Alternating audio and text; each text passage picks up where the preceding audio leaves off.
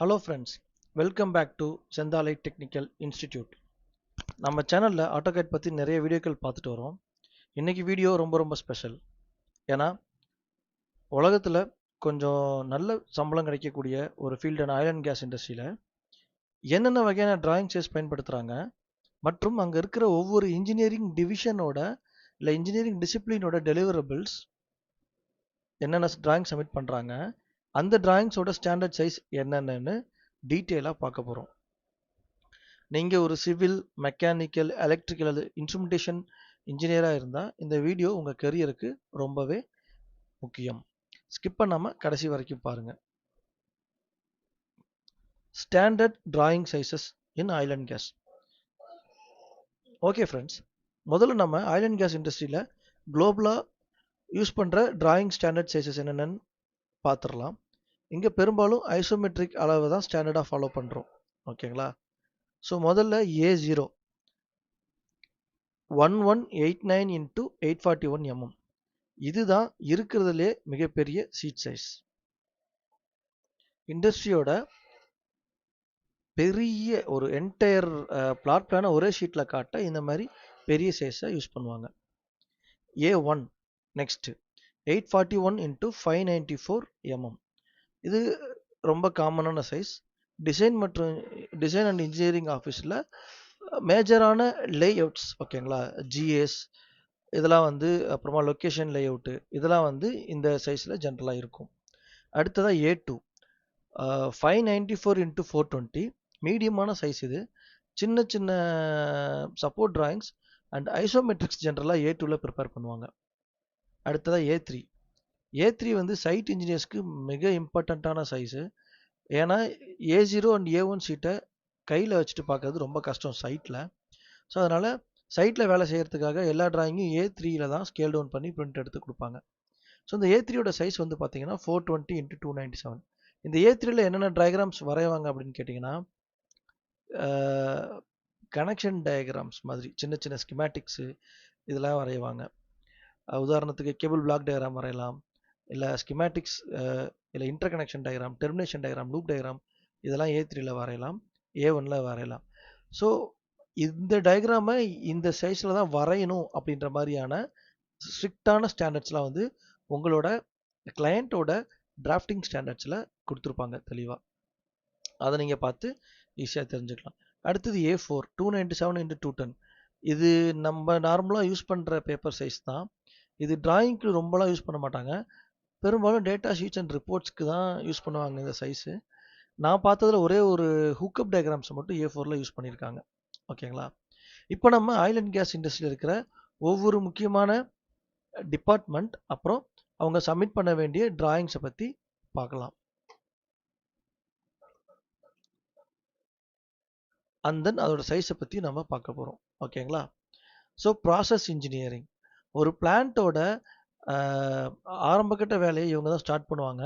Chemical இல்லை oil அதை எப்படி ப்ராசஸ் ஆகுது அப்படின்னு இவங்க டயக்ராம்ஸ் மூலமாக சொல்லுவாங்க. இதில் என்னென்ன டயக்ராம் இருக்குன்னா, பிளாக் ஃப்ளோ டயக்ராம், அது என்ன சைஸில் போடலாம்னா A3 or A2.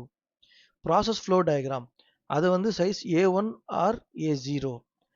P&ID, piping and instrumentation diagram, இதுதான் ஒரு பிளான்ட்டோட ஹார்ட் மாதிரி ரொம்ப இம்பார்ட்டண்ட்டான diagram. Piping and instrumentation diagram size A1 அல்லது A0. UFD, utility flow diagram, size A1 இல்லைனா A0. அடுத்தது piping layout engineering, process department கொடுத்த டயக்ராம்ஸை வச்சு சைட்டில் பைப் லைனை எப்படி டிசைன் பண்ணுறது, மாடல் பண்ணுறதுன்னு இவங்க டிசைன் பண்ணுவாங்க. ஓகேங்களா? டிசைட் பண்ணுவாங்க. ஆயில் அண்ட் கேஸில் பைப்பிங்க்கு தான் வேலை ரொம்ப அதிகம். ஓகேங்களா? அவங்களோட டெலிவரபிள்ஸ் என்னென்னு பார்த்துடலாம். ஓவரால் பிளான்ட்டோட மொத்த லேஅவுட்டுமே அதுதான் A0 சைஸில் இருக்கும்.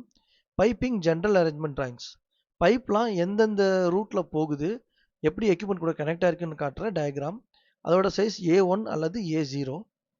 பைப்பிங் ஐசோமெட்ரிக் டிராயிங்ஸ், ஓகேங்களா, சைட்டில் பைப்பை ஃபேப்ரிகேஷன் பண்ணி ஃபிட் பண்ணி யூஸ் பண்ணுற sheet, size A3 or A2. Piping support diagrams, பைப்பை தாங்கி பிடிக்கிற அந்த சப்போர்ட் இருக்கு இல்லையா, அதோட டயக்ராம், சைஸ் A3 இல்லை A2. அடுத்தது மெக்கானிக்கல் இன்ஜினியரிங், பிளான்ட்ல யூஸ் பண்ற பெரிய வெசல்ஸ், டேங்க்ஸ், பம்ப்ஸ் அந்த எக்யூப்மெண்ட்ஸை இவங்க டிசைன் பண்ணுவாங்க. இவங்க கொடுக்குற இன்புட்டை வச்சுட்டு தான் இந்த டயக்ராம்ஸை ப்ரிப்பேர் பண்ணுவாங்க. எக்யூப்மெண்ட் லேஅவுட் டயக்ராம்ஸ், எக்யூப்மெண்ட்ஸ்லாம் எங்கெங்கே இருக்கணும் அப்படின்றத காட்டுற டயக்ராம். சைஸ் வந்து A1 இல்லை A0.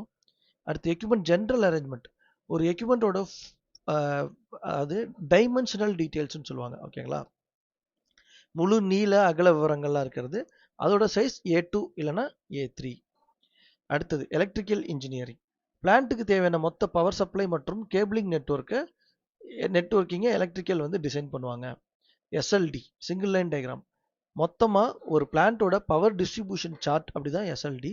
அதோட சைஸ் வந்து A1 அல்லது A0. எலக்ட்ரிக்கல் எக்யூப்மெண்ட் இல்லை சப்ஸ்டேஷன் லேஅவுட், நம்ம சப்ஸ்டேஷனோட டிசைன் லேஅவுட் டயக்ராம்ஸ் இருக்கும். அதோட சைஸ் A1 இல்லைன்னா A0 இருக்கும். அடுத்தது ஹசார்டஸ் ஏரியா கிளாசிஃபிகேஷன் டிராயிங்ஸ், பிளான்ட்ல எந்தெந்த இடத்துல தீ பிடிக்க வாய்ப்பு இருக்கு அப்படின்னு காட்டுற ஒரு சேஃப்டி டயக்ராம்.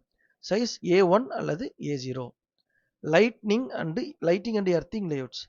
ஓகேங்களா, ஒரு பிளான்ட்ல இருக்க லைட்டு அப்புறம் எர்த் கனெக்ஷன்லாம் எப்படி இருக்குன்னு காட்டுறது A1 அல்லது A2. இதில் பார்த்தீங்கன்னா இன்டர் கனெக்ஷன் டயக்ராம்ஸ் வரும். அது A3ல வரலாம் இல்லை A2ல வரலாம். அது மட்டும் இல்லாமல் கேபிள் ரூட்டிங் லேஅவுட்ஸு அதுவும் வரலாம். அதுவும் A1 அல்லது A2. Instrumentation and control engineering, பிளான்ட்ல ப்ராசஸ் வேரியபிளை மெஷர் பண்ணி கண்ட்ரோல் பண்ணுறது. அண்ட் தென் அந்த என்டையர் பிளான்ட்டோட சேஃப்டி எமர்ஜென்சி டைமில் பிளான்ட்டோட ஆப்ரேஷன்ஸை ஸ்டாப் பண்ணுறது. இந்த மாதிரியான வேலைகள்லாம் இன்ஸ்ட்ருமெண்டேஷன் டிசிப்ளின் பண்ணுவாங்க. இன்ஸ்ட்ருமெண்டேஷனோட டயக்ராம்ஸ் என்னென்ன இருக்குன்னு பார்த்தீங்கன்னா, கேபிள் பிளாக் டயக்ராம் இருக்கும். கேபிள் பிளாக் டயக்ராமில் ஒரு பிளான்ட்டில் இருக்கிற கேபிள்ஸ் எது கூட கனெக்ட் ஆகிருக்குன்றதை காட்டும். அதோட சைஸ் ஜென்ரலாக A3ல இருக்கும்.